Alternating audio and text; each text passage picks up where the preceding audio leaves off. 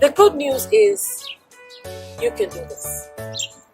And I'm going to encourage you, whatever you've been through, my prayers are with you. My thoughts are with you. Hi, this is Dr. Rolla. It's been a while now since I've posted. I'm going to do this video for you today and I'm pretty excited about it. And the title of it is 4 Healthy Strategies If You Are Constantly Arguing. This video is part of the Marriage in Crisis Bootcamp. And I know it's been a while since I've done a video for this series. I haven't forgotten this series. I have many topics to put out for you. But let's do today's video. I want to just check on you quickly before I talk about the video, about this topic. How are you doing? I hope you're taking care of yourself mentally. I hope you're doing the self-examination. I hope you're taking care of yourself physically.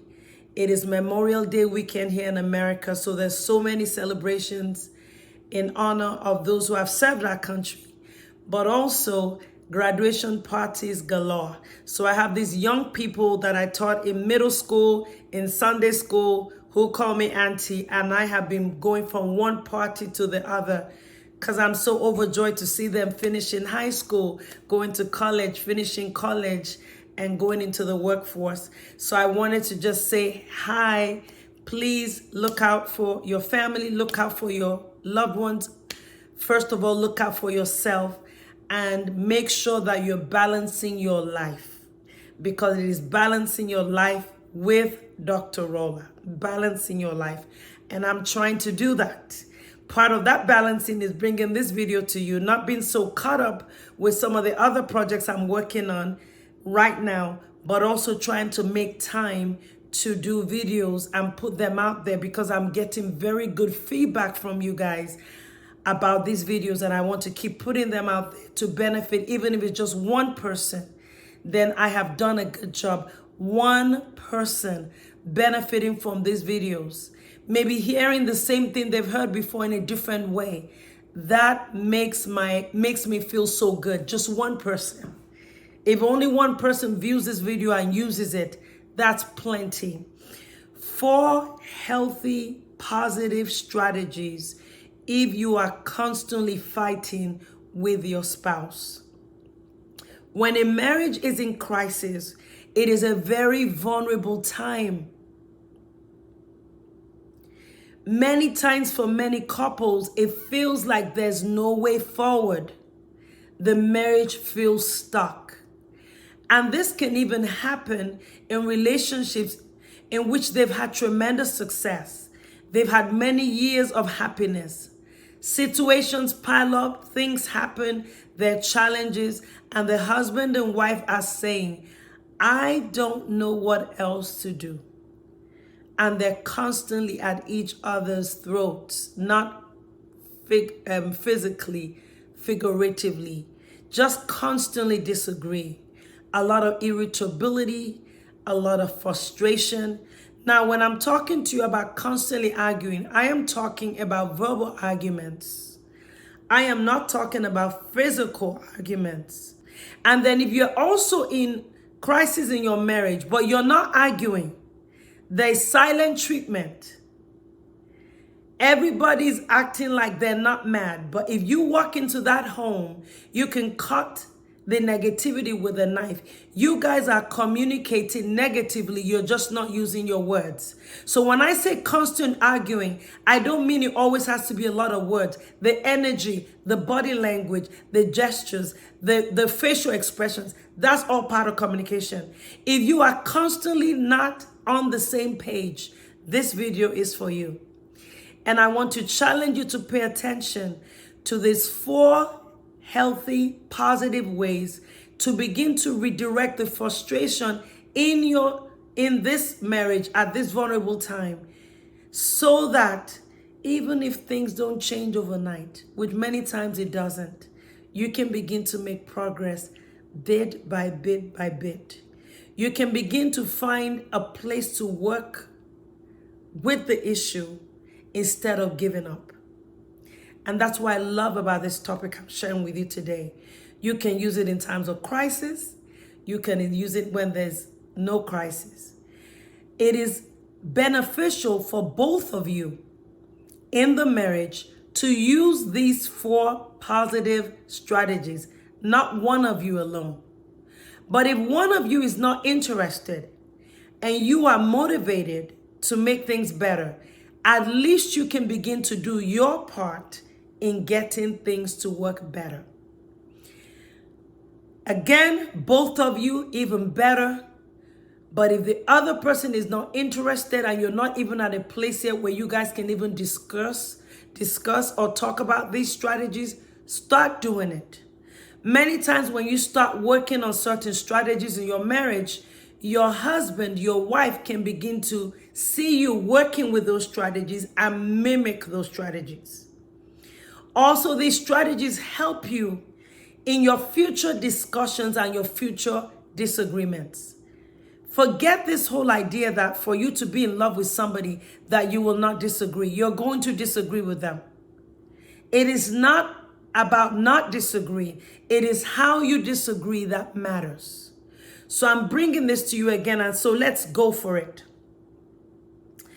The number one healthy strategy that you should use, and I'm recommending, this is Dr. Rolla recommending for your marriage, is to pay attention to the individual differences that you have as a couple. What are those different set of values, beliefs, and expectations that you have of each other that you may never have discussed?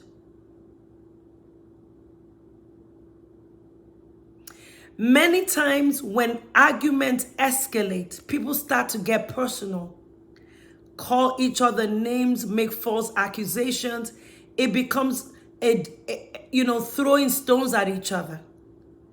This strategy of looking at the differences between you and your spouse as to how you believe, what your beliefs are, what is important to you, and what your expectations are of each other, expectations about the marriage, expectations about the family, expectations about the future.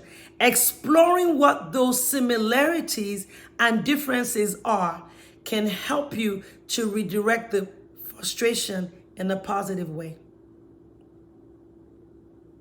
Ask yourself, why are we disagreeing on this? And what does this say about how I see it differently from my spouse?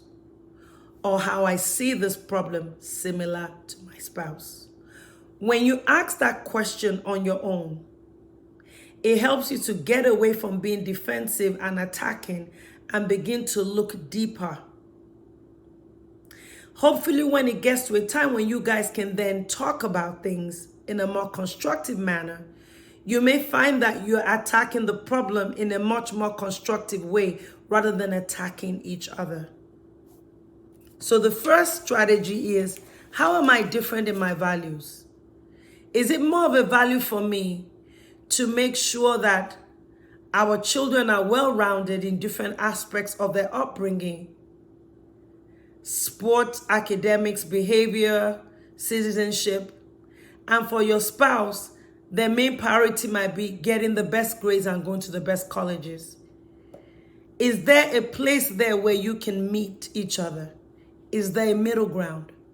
When you start asking these kind of questions, it takes the energy away from fighting each other and starting to look at the problem and seeing where you may be able to meet your spouse halfway, or maybe not just halfway. It may not so much be a halfway thing. See what the similarities are, acknowledge those similarities while you also acknowledge the differences. And then even better, when you guys start talking about it, you can then address it and find common grounds to make you guys feel closer, even though you're disagreeing. And then the things you disagree about, you can put in context. Instead of only focusing on what is not working, you're also focused on what is working. And that way, the disagreements and the disconnect is not so-called driving you guys apart. It's just helping you to do much more constructive problem solving in your relationship. This can be an ongoing issue, an ongoing process. It's not going to be overnight. Don't want to resolve this in 24 hours. But even starting the conversation about what the differences in your values are and what the similarities are is a very powerful place to begin to break this impasse, to end this pattern of constant disagreement with no progress. The second healthy, positive strategy I want you to look at is, what is the information that I'm working with? Ask yourself that question in your marriage. What information am I working with versus what my spouse is working with? Is it the same? Is it different? How did I get my information about the matter? Maybe it's like something about finances. Do I get my information from somebody who is a guru online, who I think is the best and he's the best person to get advice from? Or is my spouse getting it from a friend or their parent? Where is the information from which we're all working that is connected to our belief system? Is that based on what I've learned in the last few years from my experiences, or is it based on what I learned from my family life when I was coming up? Asking the question of, what information does he have about this? What information do I have about this? Opens the door to begin to look at the fundamental reasons why you're disagreeing as opposed to attacking each other. Another aspect as far as information is concerned is, even if we're looking at the same information, even if we're looking at the same data, how are we interpreting this data that is similar or different? Are we arguing over what somebody hearsay, gossip, or are we arguing over hard fact? When you begin to ask those questions personally, and hopefully you get to that place as a couple where you address this. And when I say address, again, this is an ongoing process. You may just have to have the energy to talk about it for 10, 15 minutes and say, we'll revisit this again. You are beginning to look at the underlying causes of the problem rather than attacking each other. So if there's a deficit in the knowledge or information that you have, asking the other person may give you more information that you did not have before, and vice versa.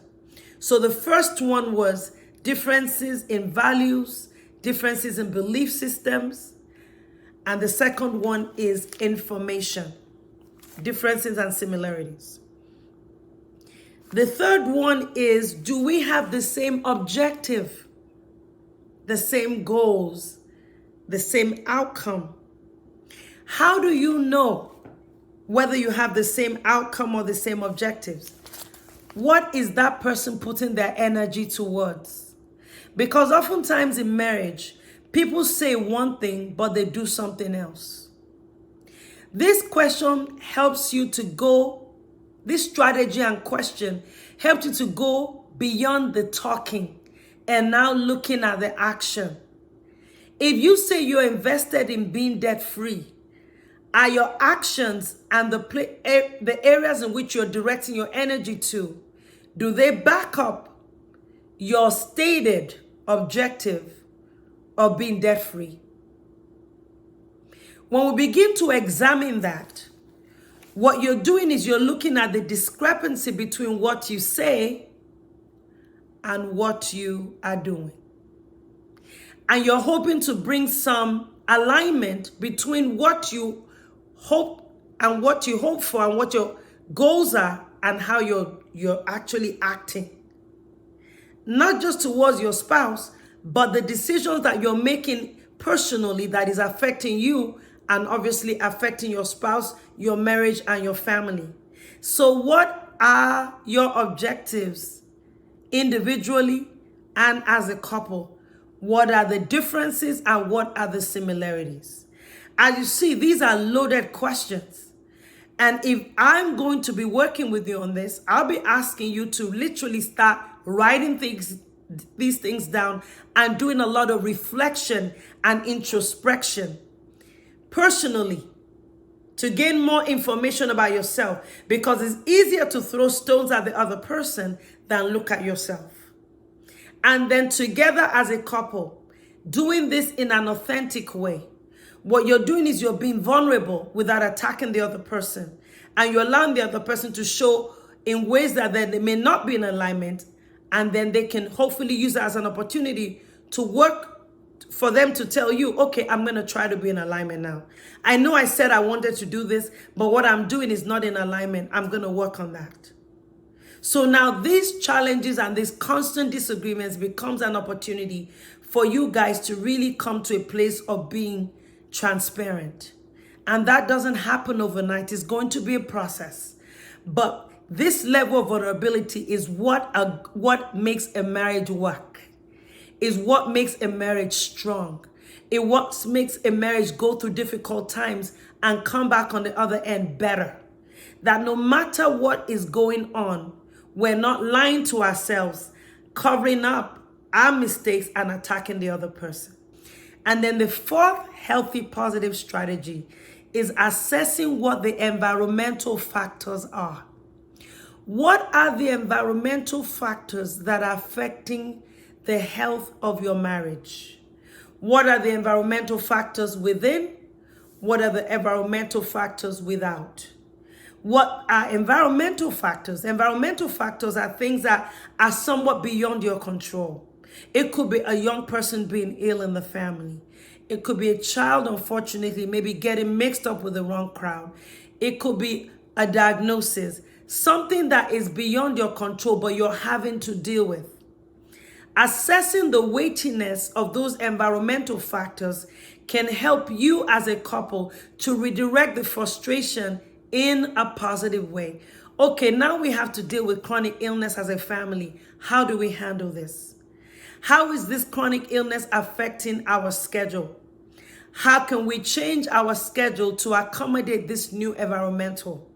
How are we going to work together to get the best help for this family member, for you, my spouse, who is chronically ill? Do you see how you can begin to strategize and direct energy into dealing with the environmental factors? Even though they may be somewhat beyond your control, you're redirecting your energy to make the best of a difficult situation. So those are the four healthy, positive strategies that you should use if you are constantly fighting with your spouse, with a goal to move towards directing your energies in a positive way. While a couple cannot always 100% agree on many things, there's so many areas in which they can agree. And what these strategies help you to do is to look for the areas in which you agree. And I find that as you find those areas of agreement, some of the areas that you strongly disagree about begins to get resolved. Because you realize that some of you are fighting each other, but you're really fighting for the same thing. Before I finish this video, I wanted to share with you some of the benefits of using these strategies. You're going to be addressing the problem, not the person. You're going to be identifying common interest, things that you agree on. You're going to be better able to identify conflicting interest. You're going to be able to be honoring of the differences that you guys have. So you focus on the majors and you minor on the minors. You prioritize the things that are important. And you guys focus on the present. What you can do with the challenges now, not all that has happened in the past. So again, this is another video that I'm excited I'm doing for you in this Marriage in Crisis Bootcamp. I want you to fight for your marriage. So I want you to please subscribe, press that notification bell, share this video with as many people as possible, and I will definitely talk to you soon. Thank you for balancing your life with Dr. Rolla. Bye now.